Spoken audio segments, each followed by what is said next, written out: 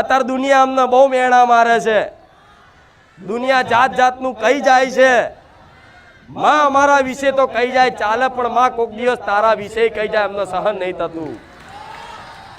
દીકરા દીકરીને દરેકને કહીશ કે કોઈ ગમે તે વાતે તમને કદાચ મારી ભક્તિમાં લાગેલા હોય, મારા ગુણગાન ગાતા હોય અને કોઈ દુઃખ કદાચ ના મટે અને કદાચ મેણું મારા નોમનું ખાવું પડે તોય સહન કરી લેજો, જવાબ આલીશું.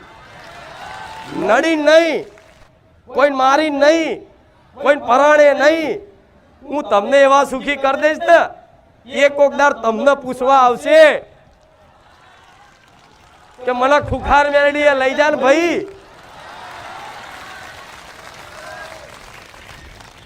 આ શું ખોટું? એટલે હું જાણું છું મારો રંગ ચડવો એટલે બહુ કઠિન કાર્ય છે.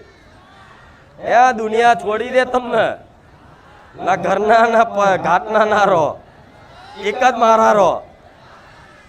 ઓ બધા વિરોધ કરવાનું ચાલુ કરી દે શરૂઆતમાં, ઘરનાથી મોડીને કુટુંબનાથી મોડીને બધાય તમારા મિત્રો જે જોડે બેઠા હોય એ ધીરે ધીરે બધા ઉડવા મળે, છટકવા મળે. એકલા પડો, એકલા. કોકની જોડે કદાચ પૈસા માગો ને ઉછીના તો પૈસા ના હાલવા દઉં, હું એક ખુખાર મેળડી છું. આ વાત થોડી અલગ લાગશે કે મારી આવું કેવું, તો ના, જો તમે બધી જગ્યાએ હાથ લોબા કરીને તમારી આવશ્યકતાની પૂર્તિ થઈ જાય ને તો તમને સંસાર પર ભરોસો આવે, મારી પર નહીં. એટલે આ સંસારમાં તમે હાથ લોબા કરી અને માગી જો.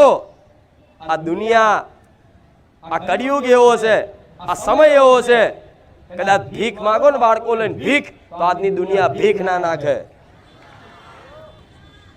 આજ કદાચ થોડા હારા કપડે, સારું સાધન લઈને હારા ઘરમાં રહેતા હોય, વાર તહેવાર ઉજવતા હોય, તો માનજો તમારી પર તમારી કુળદેવીની કૃપા છે, મારા જેવી મેલેડીની કૃપા છે. નહીં તો આજની દુનિયા તમને ભીખ ના હાલે.